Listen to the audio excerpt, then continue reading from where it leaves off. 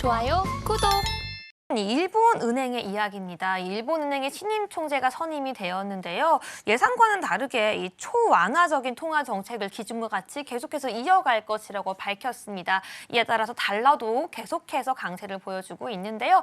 네, 일본은행의 정책 우리가 다시 한번 오늘 또 짚어보도록 할게요. 우리 시장에 어떤 영향을 끼칠 것이고 우리가 앞으로 어떻게 대비를 해봐야 될까요? 자, 저번 주도 제가 그 엔화에 대해서 말씀을 드렸어요. 그 생각은 이제 변함이 없고요. 네, 어제가 이제 갑자기 뭐 왼쪽 보시면 이제 엔화죠, 엔화. 엔화 이제 인덱스고 오른쪽이 달러 인덱스인데, 저 어제 갑자기 4월 9일 날 이제 구로다 총재가 4월 5일 날 이제 관뒀죠. 고별사를 했고, 그다음에 4월 9일 날 이제 일본의 이제 새로운 총재가 BOJ 총재가 이제 취임식을 했단 말이에요.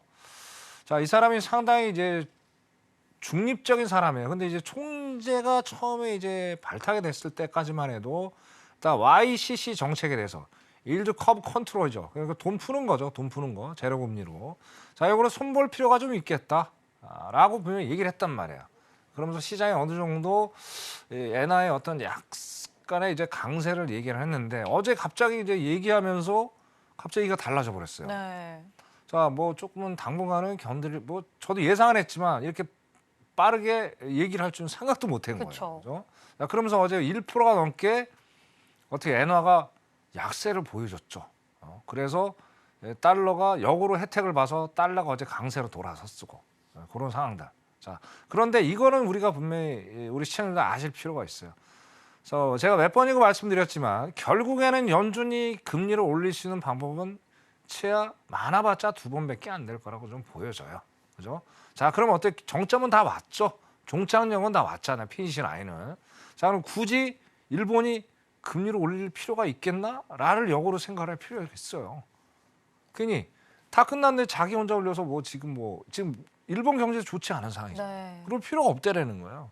그렇기 때문에 이렇게를 그대로 고수하겠다라고 분명히 얘기를 하는 것 같고, 그래서 다시 한번 말씀드리지만 올 5월에서 6월 달에 엔화 쪽에 한번 투자해 보시는 것도 장기적인 관점에서 상당히 안정적인 투자가 될 수 있을 것 같습니다. 달러보다는 엔화가 너무나도 많이 엔저가 상당히 지속이 됐기 때문에 다시 한번 올라갈 수 있을 거예요. 기술적으로 보더라도 그렇습니다.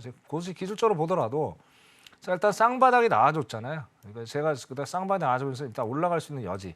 그리고 상승의 패턴으로 가는 각도가 우상향을 해야 돼요. 우상향.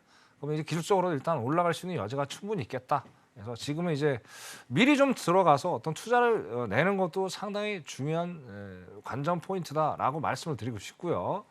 자, 그 다음에 이제 달러 한번 볼게요. 달러도 또 이제 쌍바닥이 계속 이루어지고 있고, 자, 이것도 어떻게든 우상향을 지금 하고 있는 상태. 그죠? 결론은 오늘 이제 말씀드리려고 했던 내용은 뭐냐면, 자, 과연 달러가 앞으로 강세를 계속 지속할 거냐? 이게 이제 가장 키포인트잖아요. 그죠? 근데 당분간은 지속될 가능성이 상당히 일단 커요. 왜? 일단은 엔화가 이 기축 통화 중에 하나잖아요. 달러를 견제를 아직은 하지 못하겠죠. 그렇기 때문에 일단은 엔화의 약세를 내서 달러는 강세로 돌아설 가능성이 상당히 많다. 기술적으로 보더라도. 그렇게 일단 엔화 쪽 측면에서 일단 말씀 좀 드리고 싶고, 다음 페이지 한번 볼게요. 네.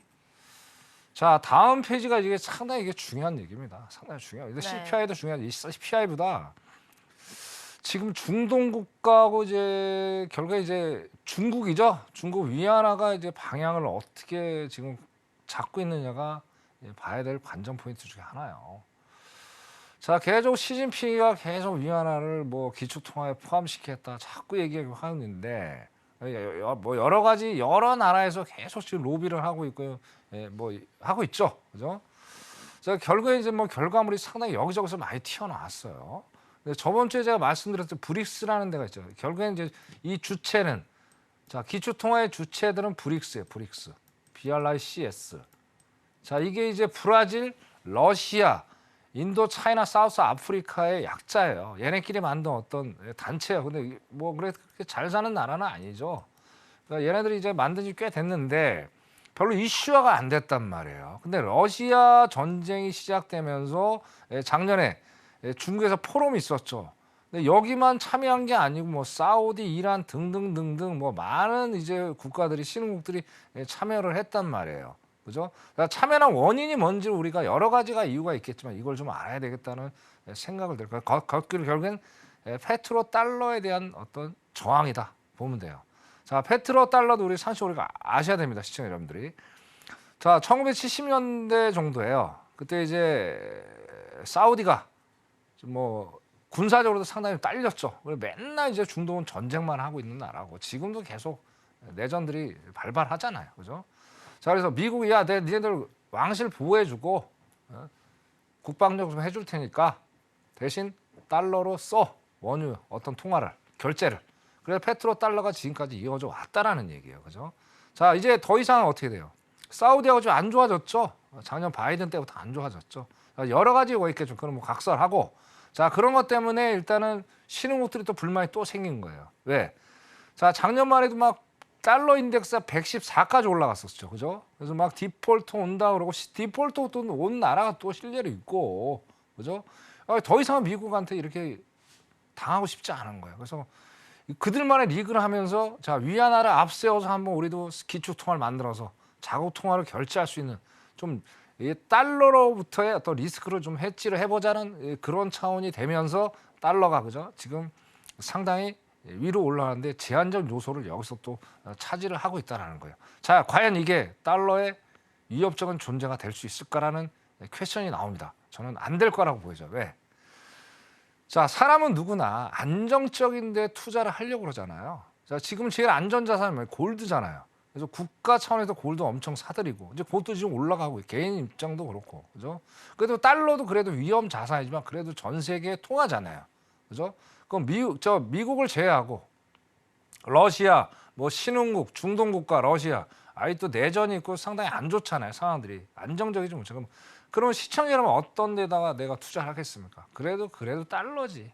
그죠? 그렇기 때문에 달러는 그렇게 떨어지기 쉽지 않고요. 결국엔 미국이 이렇게 떨어지게 내버려주면서 왜? 인플레 잡아야 되잖아요. 인플레 만약에 달러까지 내려고 유가가 올라간다? 그럼 어떻게 돼요? 완전히 건널 수 없는 강을 건너래요, 미국은. 그래서 달러는 앞으로 킹 달러는 아니겠지만 강 달러가 지속될 가능성이 상당히 높겠다. 금리를 올릴 때까지. 이상입니다. 좋아요, 구독.